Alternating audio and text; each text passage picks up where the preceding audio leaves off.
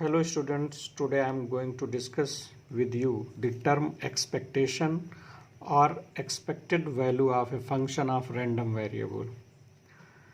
Consider a random variable x with probability density function or probability mass function fx.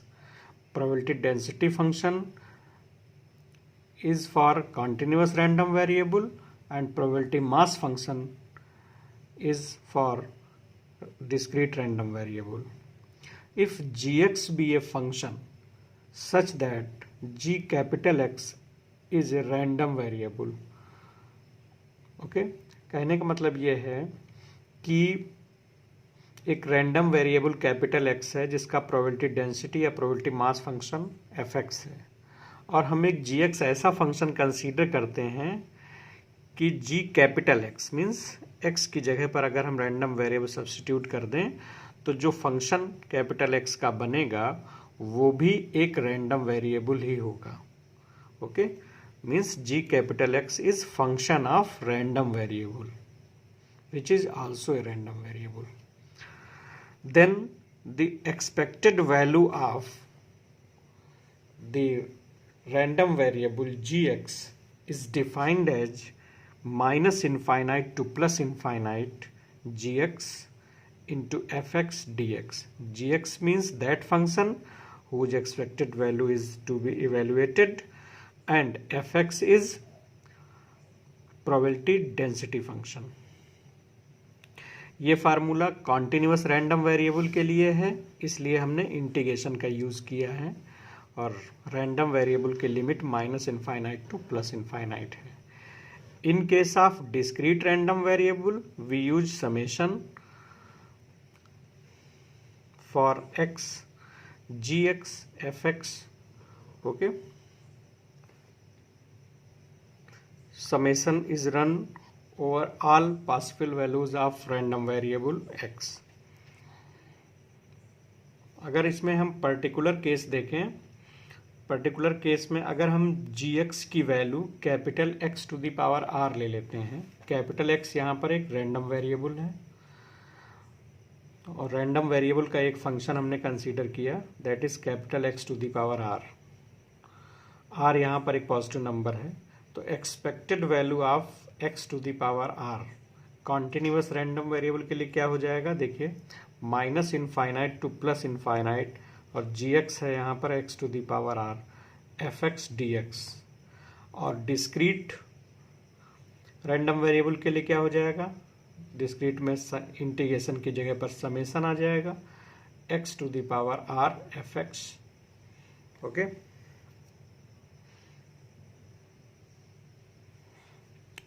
यहाँ पे summation x to the power r f x for all values of x that is rth moment about origin कहलाता है. देखिए कैसे, हम सब लोग जानते हैं अर्थ मोमेंट अबाउट ओरिजिन क्या होता है, 1/n summation f i x i की पावर r. ये हम मोमेंट के चैप्टर में आपको बता चुके हैं. तो यहाँ पर एफ आई क्या है, फ्रीक्वेंसी है, और एक्स आई क्या है, रैंडम वेरिएबल है. ओके, ये अर्थ मोमेंट अबाउट ओरिजिन का फार्मूला होता है. अगर हम इस समेशन को ओपन करें, मान लीजिए आपके पास n डेटा है, मतलब रैंडम वेरिएबल्स की n वैल्यूज़ हैं, तो ये 1 2 3 अप टू n के लिए ये समेशन ओपन हो जाएगा, और 1/n का हम इस ब्रैकेट में अगर मल्टीप्लाई कर दें तो आप जानते हैं frequency upon sum of all frequencies that is n. Frequency upon sum of all frequencies ये प्रोबेबिलिटी होती है उस पर्टिकुलर रैंडम वेरिएबल की वैल्यू के लिए. ठीक है, तो f1 अपॉन n क्या हो जाएगा, p1 हो जाएगा, probability for random variable x1. f2 upon n क्या हो जाएगा, probability for random variable x equal to x2. इस तरीके से ये लास्ट में आ जाएगा x to the power r n into P N. ये कहने का मतलब ये है कि अगर हम n हटाएंगे और फ्रीक्वेंसी हटाएंगे तो यहाँ पर एन और एफ हटाने पर के बाद में हम उसकी जगह पर प्रोबेबिलिटी लिख सकते हैं। तो ये आप हमेशा के लिए याद रखेंगे कि जो जितने भी फार्मूले आपने पढ़े, चाहे वो मोमेंट का हो या वेरिएंस का या जिसमें भी, तो अगर फ्रीक्वेंसी के टर्म में आपको फार्मूला देना है तो फ्रीक्वेंसी लिखेंगे यहाँ पे और एन से डिवाइड करेंगे। लेकिन अगर आपको प्रोबेबिलिटी डेंसिटी फंक्शन या प्रोबेबिलिटी मास फंक्शन के टर्म में फार्मूला लिखना है तो फिर आप 1/n हटा देंगे और फ्रीक्वेंसी की जगह पे क्या आ जाएगा, प्रोबेबिलिटी डेंसिटी फंक्शन आ जाएगा। ओके, इस बात को आप याद रखेंगे। इसलिए अब आप देखिए यहाँ पे ये क्या हो गया, मोमेंट अबाउट ओरिजिन का दूसरा formula xi⁴ into probability density function या प्रोबेबिलिटी मास फंक्शन। तो यहाँ पर fx क्या है, प्रोबेबिलिटी मास फंक्शन है, इसलिए हमने इसको आर्थ मोमेंट अबाउट ओरिजिन कहा। ठीक है,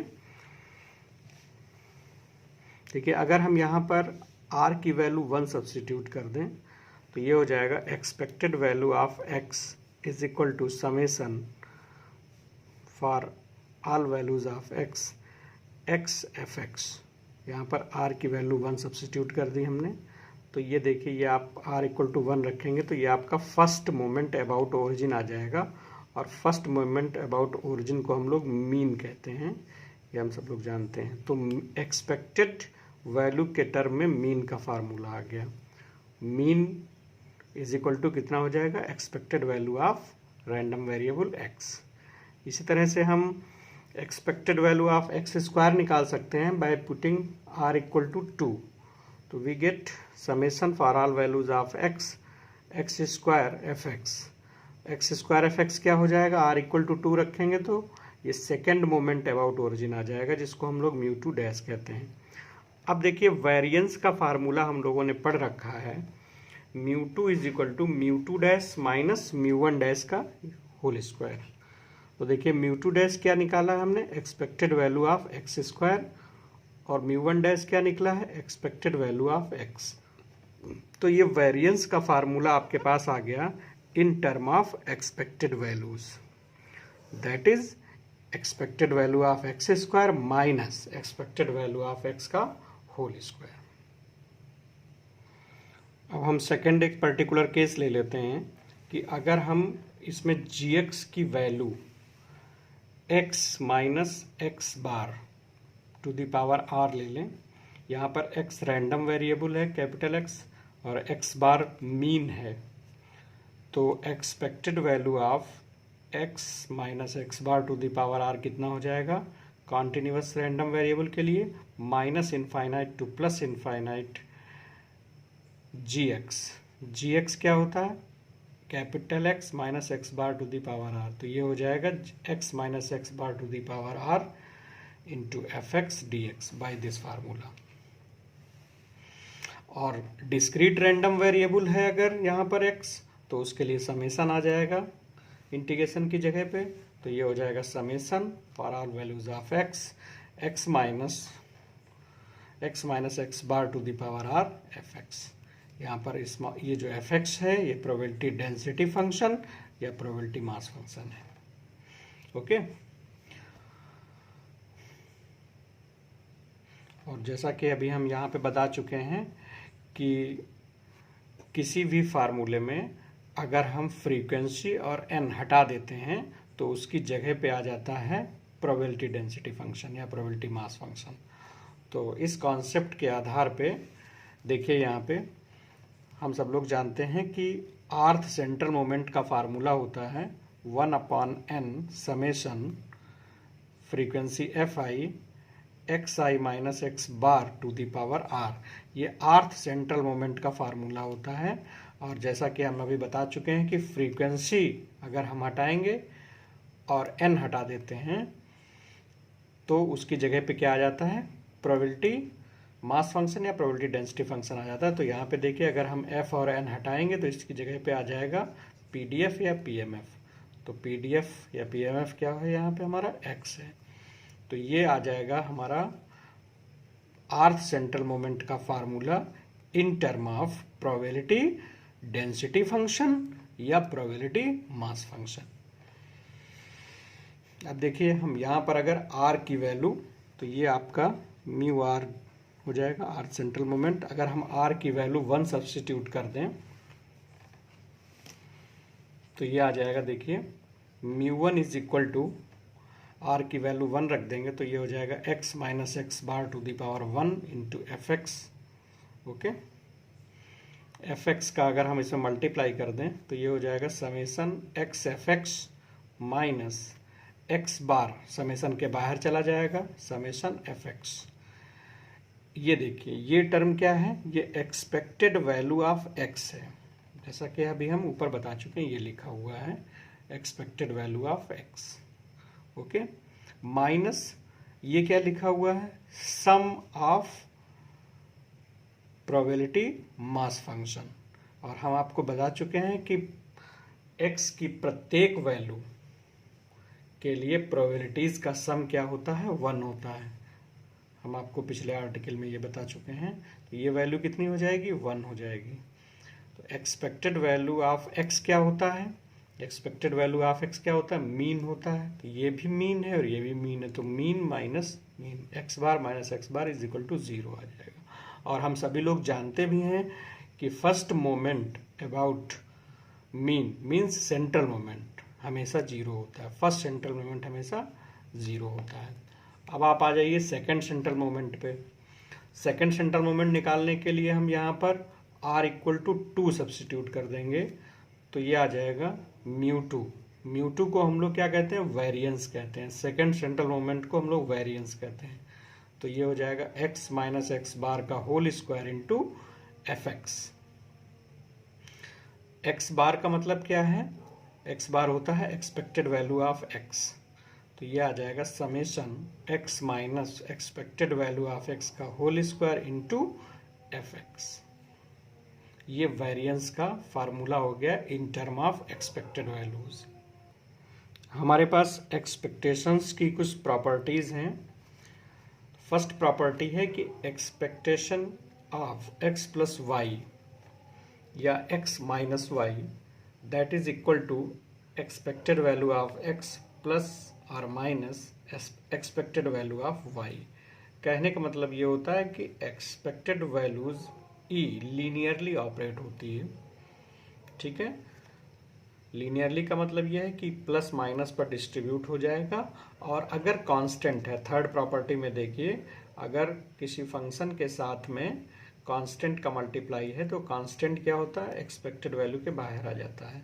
तो जो ई का बिहेवियर होता है, एक्सपेक्टेड वैल्यू का जो बिहेवियर होता है वो लीनियर होता है। ठीक है, सेकेंड प्रॉपर्टी है expected value of x into y is equal to expected value of x into expected values of y। Third property में डिस्कस कर चुका हूँ कि अगर किसी रैंडम वेरिएबल फंक्शन के साथ कांस्टेंट का मल्टीप्लाई है तो एक्सपेक्टेड वैल्यू हम अगर उसकी निकालेंगे तो a बाहर आ जाएगा। ठीक है, फोर्थ प्रॉपर्टी है expected value of a plus g x. तो ये हो जाएगा कांस्टेंट की एक्सपेक्टेड वैल्यू हमेशा वही रहती है बाय प्रॉपर्टी 4। देखिए किसी कांस्टेंट फंक्शन की अगर हम एक्सपेक्टेड वैल्यू निकालेंगे तो वही फंक्शन आ जाता है। तो e जब a पे ऑपरेट होगा तो इसकी वैल्यू a हो जाएगी और e gx पर ऑपरेट हो जाएगा। तो ये फोर्थ प्रॉपर्टी है। ओके, तो ये हमारे पास 5 प्रॉपर्टीज हैं एक्सपेक्टेड वैल्यूज पे। ओके, प्रॉपर्टीज ऑफ वेरिएंस देखिए। फर्स्ट प्रॉपर्टी है if x is a random variable then variance of ax plus b is equal to a square variance of x। यहाँ पर a और b कांस्टेंट नंबर है। तो इसका proof देखिए। तो यहाँ से एक चीज़ क्लियर हो जा रही है कि अगर किसी फंक्शन में कांस्टेंट का मल्टीप्लाई है और उस पर हम वेरिएंस अप्लाई करेंगे तो वो कांस्टेंट का स्क्वायर वेरिएंस के बाहर आ जाएगा प्लस वेरिएंस ऑफ बी। और किसी भी कांस्टेंट फंक्शन का वेरिएंस क्या होता है, हमेशा 0 होता है। ये लाइन ये शो कर रही है, तो ये हमें प्रूफ करना है। देखिए, तो हम लोग ऐसा करते हैं कि ax प्लस बी को y कंसीडर कर लें और एक्सपेक्टेड वैल्यूज ऑफ y निकालें। तो दोनों तरफ हम एक्सपेक्टेशन ले लें तो ये आ जाएगा। हमने आपको प्रॉपर्टी अभी अभी बताई है कि एक्सपेक्टेड वैल्यू लीनियरली ऑपरेट होता है, कांस्टेंट बाहर आ जाएगा। Expected value of x plus expected value of constant b हमेशा कांस्टेंट के ही बराबर निकल के आता है। ये प्रॉपर्टी 5th में हमने अभी आपको बताया, तो ये आ जाएगा। इसके बाद हम सब लोग जानते हैं कि वेरिएंस ऑफ y का फार्मूला होता है expected value of y minus y bar का होल स्क्वायर। ये अभी अभी हम आपको बता चुके हैं, आप देखिए, ये बताया हमने। वेरिएंस क्या होता है? सेकंड सेंट्रल मोमेंट वेरिएंस कहलाता है, और सेकंड सेंट्रल मोमेंट का फार्मूला होता है summation x minus x bar का whole square into probability mass function. Okay, और by definition of expected value ये टर्म क्या लिखा हुआ है? Expected value of x minus x bar का होल स्क्वायर। इसका मतलब वेरिएंस का फार्मूला एक्सपेक्टेड वैल्यू के टर्म्स में क्या होता है? Expected value of x minus x bar का होल स्क्वायर। तो इस फार्मूले को अगर हम यूज करें तो देखिए, वेरिएंस ऑफ y क्या हो जाएगा? Expected value of y minus y bar का whole square. Okay, y bar क्या है? y बार को हम लोग मीन ऑफ y कहेंगे, और मीन ऑफ y को एक्सपेक्टेड वैल्यू के टर्म्स में क्या लिखते हैं? देखिए, ये मीन को हम एक्सपेक्टेड वैल्यू के टर्म में लिखते हैं e ऑफ x। ठीक है ना, एक्सपेक्टेड वैल्यू ऑफ x क्या होता है? मीन ऑफ x होता है।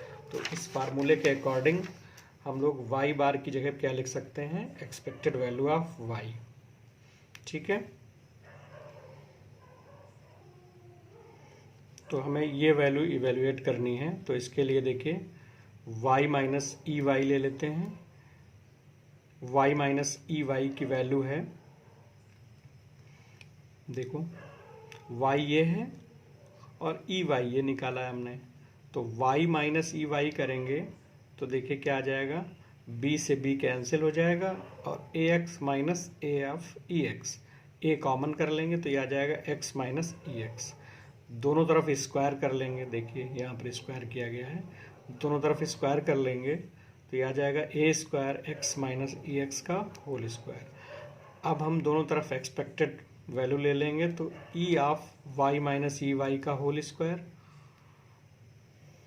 इज इक्वल टू, मैंने बताया एक्सपेक्टेशन में कांस्टेंट बाहर आ जाता है, ए स्क्वायर बाहर हो गया, E of x minus E x का whole square.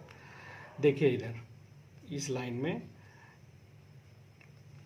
E of y minus y bar, या यूं कहिए E of y minus y bar का, ई लिखा हुआ है, y माइनस ई वाई का होल स्क्वायर, ये क्या कहलाता है? ये वेरिएंस कहलाता है। तो ये हो गया variance of y is equal to a square. ये क्या लिखा है? ये वेरिएंस ऑफ x का फार्मूला लिखा हुआ है। y की वैल्यू क्या है? y की वैल्यू हमने ली है ax प्लस बी, तो y की वैल्यू सब्स्टिट्यूट कर देंगे तो variance of ax plus b is equal to आ जाएगा a square variance of x।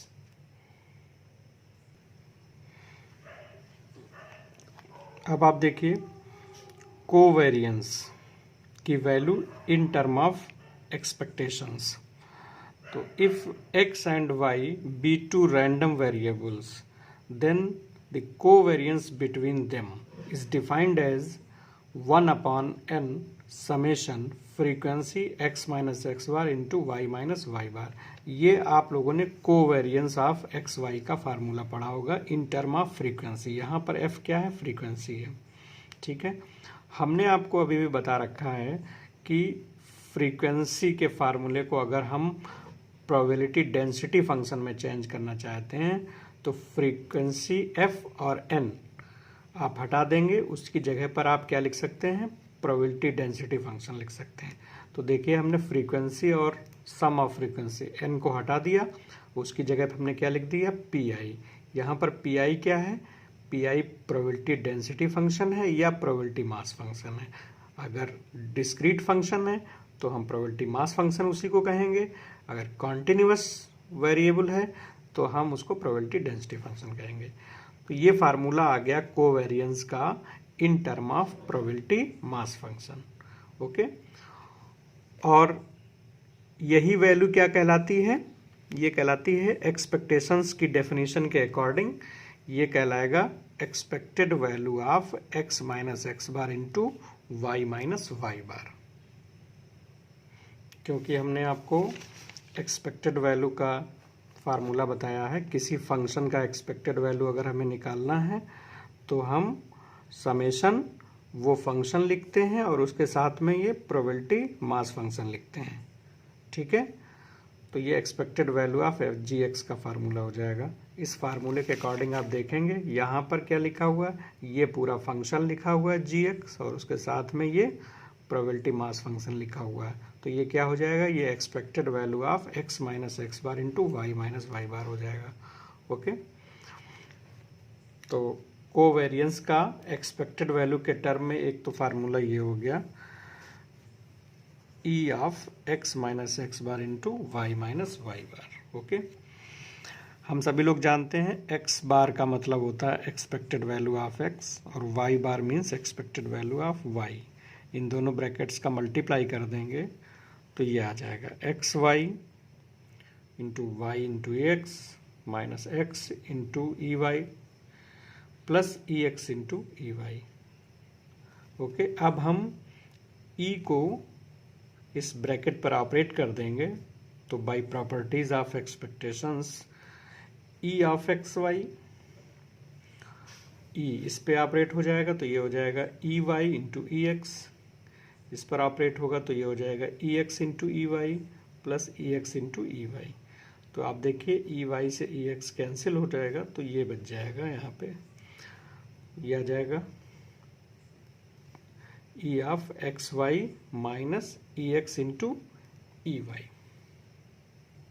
यहाँ पे हम आपको एक प्रॉपर्टी और बताना चाहेंगे कि अगर x और y mutually independent random variables हैं, इंडिपेंडेंट रैंडम वेरिएबल्स हैं, तो हमने आपको प्रॉपर्टी बताई है एक्सपेक्टेशंस में कि e of x y is equal to e of x into e of y होता है अगर x और y mutually independent random variables हैं। तो हम इसकी जगह पे क्या लिख सकते हैं, E x y is equal to E x into E y. तो ये वैल्यू क्या हो जाएगी, ये इससे कैंसिल आउट हो जाएगा और ये वैल्यू ज़ीरो आ जाएगी। तो means covariance of x y क्या हो जाएगा, ज़ीरो। ठीक है ना, तो कहने का मतलब ये है कि x और y अगर दो रैंडम वेरिएबल म्यूचुअली इंडिपेंडेंट हैं तो उनके बीच में कोवेरिएंस क्या आएगा, ज़ीरो आएगा।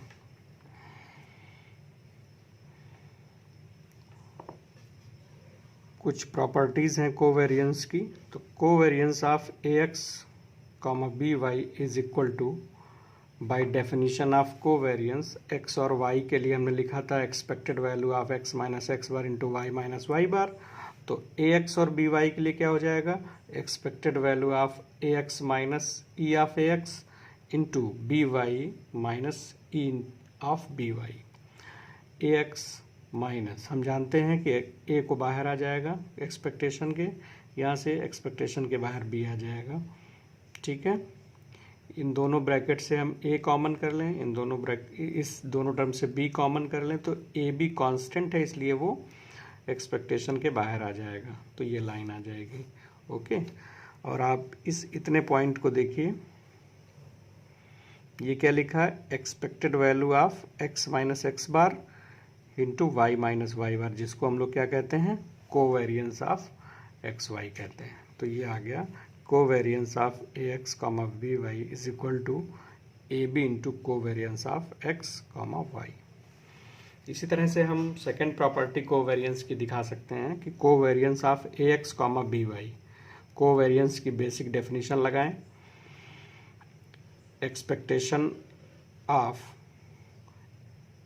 First variable is a plus x, तो a plus x minus expectation of a plus x into second variable b plus y minus expectation of b plus y by this definition. ठीक है, जिन variables x और y का covariance निकालना है तो हम उसको इस फॉर्म में लिखेंगे। ठीक है, यहाँ पर एक्सपेक्टेशन की प्रॉपर्टी लगा देंगे तो कांस्टेंट का एक्सपेक्टेशन वही कांस्टेंट रहता है माइनस ई एक्स। इस तरह से यहाँ पर b minus E y, a से ए कैंसिल हो जाएगा, this is x minus E x, this is y minus E y. ठीक है, तो आप इस लाइन से देखिए expected value of x minus E x into y minus E y क्या है, कोवेरियंस ऑफ एक्स वाई है, तो ये आ जाएगा आपका कोवेरियंस ऑफ एक्स वाई। तो ये आपकी सेकेंड प्रॉपर्टी एक्सपेक्टेशन से प्रूफ हो गई।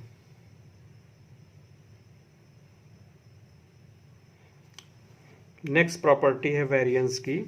Variance of a x plus b y is equal to a square variance of x plus b square variance of y plus 2ab variance of x into y. तो अगर हम a x plus b y को z consider कर लें और उसका expectation ले लें तो ये हो जाएगा a of E x plus b of E y. Okay, z minus E z निकाल लें तो जेड माइनस ई जेड करेंगे तो आप देख रहे हैं a x minus a of E x, तो ए कॉमन कर लेंगे तो ये आ जाएगा। इसी तरीके से b y minus b of E y, b common कर लेंगे तो ये पूरी लाइन आ जाएगी। ठीक है, दोनों तरफ स्क्वायर कर लें और एक्सपेक्टेशन ले लें तो ये हो जाएगा, स्क्वायर कर देंगे और एक्सपेक्टेशन ई ले लिया। अब आप देखिए ये क्या हो जाएगा, expectation of z minus E z का whole square, this is variance of Z